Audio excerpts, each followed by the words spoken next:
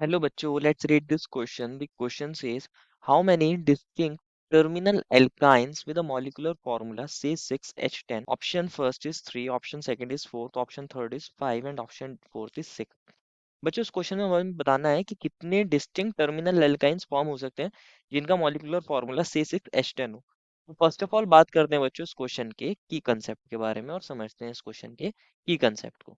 की कंसेप्ट क्या होगा बच्चों? Terminal alkyne. Basically terminal alkyne बोलते किसको है? बच्चों आपको पता ही होगा एल्काइंस किसको बोलते हैं, एल्काइंस का जनरल फॉर्मूला क्या होता है। बेसिकली अगर एल्काइंस की बात करी जाए, एल्काइंस का जनरल जो फॉर्मूला होता है वो क्या होता है बच्चों? CnH2n-2।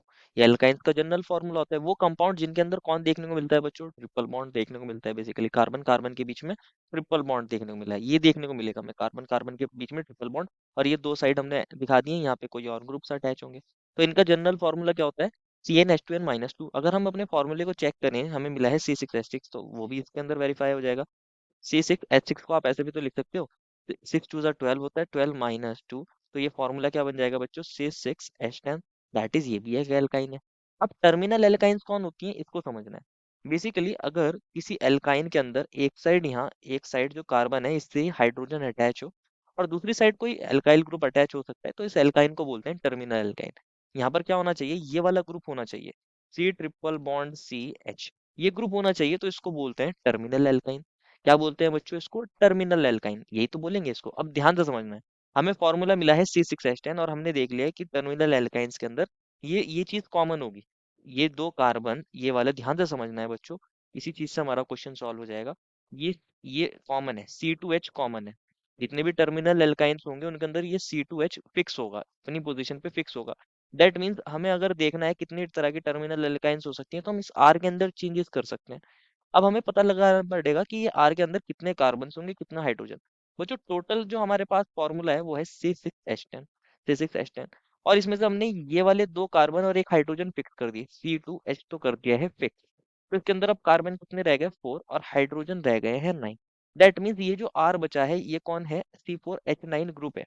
C4H9 ग्रुप है, और जो हमारे पास टर्मिनल एल्काइन है वो है C4H9C ट्रिपल बॉन्ड CH। तो ये हो सकती है। और इस ग्रुप को ही क्या बोलते हैं बच्चों? C4H9 ग्रुप को ही बोलते हैं बच्चों ब्यूटाइल ग्रुप। क्या बोलते हैं? C4H9 ग्रुप को बोलते हैं ब्यूटाइल ग्रुप।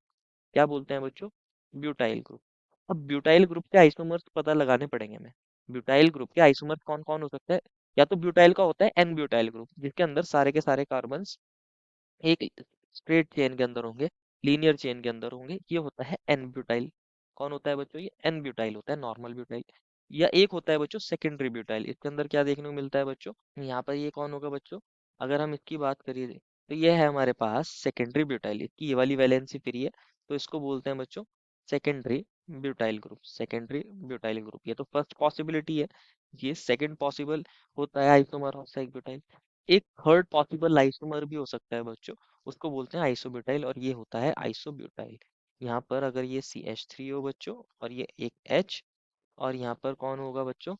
CH2, और ये ग्रुप होता है आइसोब्यूटाइल।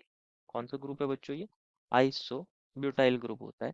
एंड एक फोर्थ होता है बच्चों, वो कौन होता है? टर्ड ब्यूटाइल। इसको हम ऐसे दिखाते हैं बच्चों, CH3C, और यहाँ एक वैलेंसी फ्री, और ये CH3 और CH3। तो इसको बोलते हैं बच्चों टर्ड ब्यूटाइल। क्या बोलते हैं?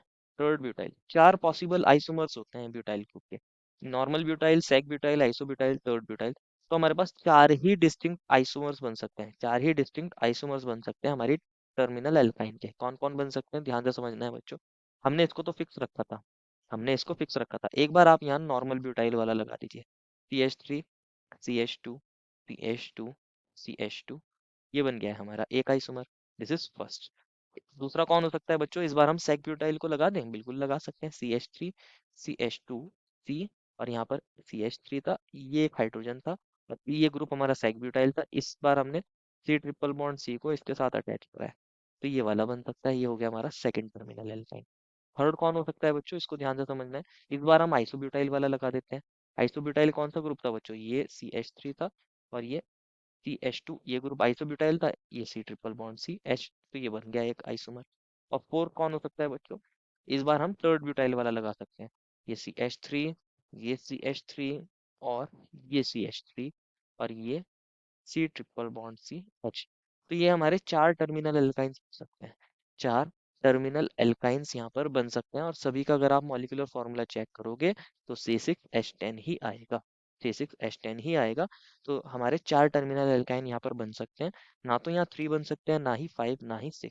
Therefore, final answer is option number 2, that is 4. I hope you understood it well and best of luck.